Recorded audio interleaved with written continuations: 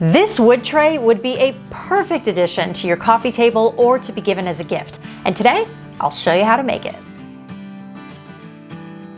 Hey everyone, thanks for clicking in. Welcome to Katie Fehlinger DIY. If we're just meeting, it's nice to meet you. I'm Katie, and on this channel, I show you all sorts of ideas, techniques, and tutorials like you'll see in this video with the grand plan of helping you make your home your happiest place. Sound intriguing? Consider subscribing for new content every single Thursday, and you can also ring the bell to get notified when new videos go up. That way you don't miss any content. So this tray, have a look at it, guys. It's sturdy, it's rustic, and it's 100% handmade. Now, I used wood that I had sitting around in my garage, but if you don't have a random scrap wood pile, I'll show you exactly what you need to get. So here's what you're going to need to make this project. You'll need 4 1x4s or 2x4s that are 24 inches in length. Now, quick note here, you can purchase one 8-foot board and cut that down into 4 24-inch boards. They will also do that for you at Lowe's or Home Depot, wherever you're purchasing. You're also going to need 2 1x4s that are 14 inches in length. And since I used scrap wood from around my garage, I had different thicknesses in the base of my tray versus the top. Now, I liked how that came out, but if you want consistency, go with one thickness for all your boards. And if you also want less bulk to your tray, go with the 1x4s across the board. Okay, you're also going to need a set of 5 to 6 inch handles plus hardware to attach them, some wood glue, nails, a power sander, and 180 grit sandpaper, wood stain in a color of your choice, a protective finish, a sponge brush, some gloves, and a lint-free cloth or rag, also a screwdriver or a drill. All right, let's get to it. So again, I have to cut my wood down. So I'll start with my 8-foot 2x4. I've marked off 24 inches from the end and we'll chop that off. Now I also clamped the end of this board so that it wouldn't bend under its own weight. And I had my husband, who's off camera here, holding the other end of the wood so that it wouldn't crash to the floor once I made the cut. Please also note that I'm wearing protective earmuffs and glasses, guys. Do not skip that step. Okay, now that I have one 24-inch board cut, I can use that as a size guide for the rest of the board. So I'll place that freshly cut board on top of the rest of the 2x4 to be cut and use it as a guide for where to place the chop saw blade. Then slice it off just as before.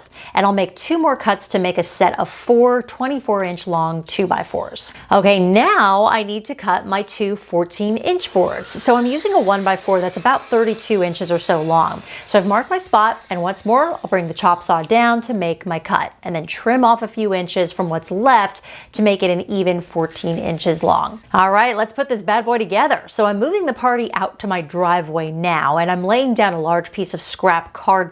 Let's line up these boards. Now you can flip the boards to have whichever side's facing up that you choose. So if you want to expose or hide any knots or imperfections, you can totally do that. And now we're going to glue this sucker together. So take your wood glue, apply a liberal amount to the back of one of your top pieces, and then press it down firmly in place.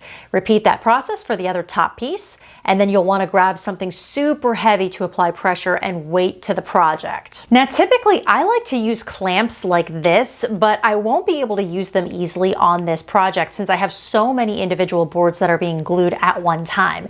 So I just found an old, probably 40-pound stone, again, sitting around my garage, and heaved that bad boy onto the project, being careful not to disrupt the placement of my boards. Now, this needs to set for a solid 24 hours before I can sand it. However, while I wait, I can still nail the boards together. So this is my reinforcement to hold the project together. So I'm using a nail gun for this step, and I have a separate, very in-depth tutorial on how to make a wood sign that you can check out if you want more detail on how to set one of these up. So I'll link that up here and below in the description. But I'm going to stagger the nails down the sides of the tray, putting 2 nails into each baseboard as I go. So you'll have 8 nails on both sides of your tray when you're done. And just like that, you've got a basic tray built from scratch. Now we just have to wait a few hours for that glue to set so we can pretty this thing up and embellish it. Not too bad so far, right? Let me know if it's making sense down in the description. Just right, nailed it. Get it? Because we just nailed the tray together? Okay, it's a new afternoon and I'm ready to sand. So I'm going to attach a new piece of 180 grit sandpaper to my power sander and smooth out every last inch, surface, edge, and corner of this tray. I'm also leveling everything off here so that it's nice and even. Once I'm done sanding, I'll take a rag and wipe off any excess sawdust. And now comes the fun part. It is time to stain. So I'm using a pretty dark walnut color by Minwax. So you want to put on your gloves, and before you start painting this on, make sure you stir the stain thoroughly. You can use a paint stir stick designated for this purpose, but I actually just use a plastic knife since I have a bunch of them just sitting around. Okay, now you're going to grab your sponge brush. For a project this size, a 2-inch or up to 3-inch sponge will work pretty well. Then just dip the tip in the stain, squeeze off the excess, and start swiping this across the wood along the grain.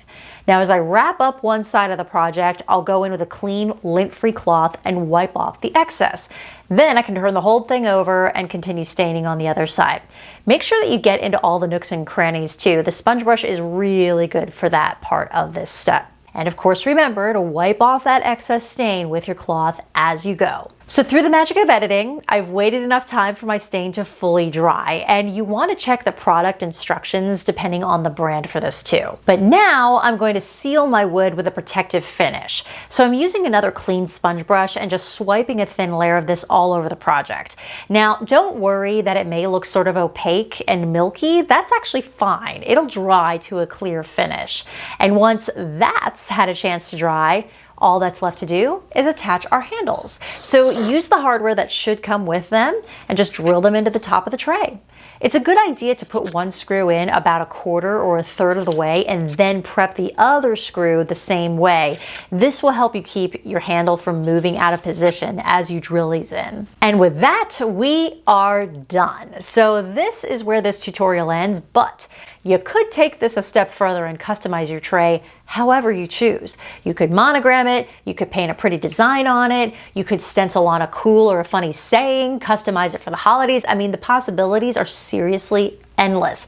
Now, I like using my Cricut machine for that very purpose, and if you want to take it to that next level, I have an entire playlist of Cricut tutorials that you should definitely browse through if you need more guidance or some inspiration on that. So I will link that up here and below as well. Now, something like this just on its own is super rustic, and it falls so nicely into the farmhouse or pottery barn style of design. And if that's a vibe you're into, I have a whole cheat sheet of tips showing you how to design your entire home like a Pottery Barn catalog without spending thousands of dollars. So the link to grab that is down in the description, and there's also an accompanying video, of course there is, which I'll link up here and below as well. Meanwhile, if tutorials like this get you pumped AF, then you need to join my creator community. More than 1,400 people have already joined, and it's where I share content exclusive to that group. So the link to sign up is below. And in between videos, guys, stay in touch with me. I'm on all the social platforms. They're all listed below, and I do really always love hearing from you. You can also check out my website, katiefehlinger.com, to see what else I'm working on. If you liked this video, do me a solid. Hit that like button, share this video with your fellow creators, and subscribe, and also ring the bell to get notified when new content goes up. But for now, thanks so much for watching, guys. Keep creating your happy place, and I will see you next Thursday.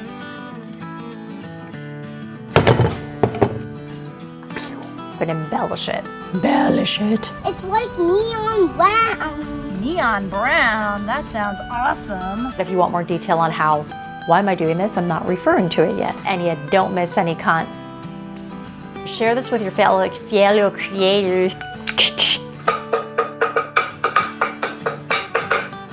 Color me impressed. Content every Thursday, and you can also ring the bell to get notified. If you liked, and I'm gonna chop, and I'm wearing protective ear muffs and glasses. Pew pew pew. Say hi. Hi. Mama needs a drink.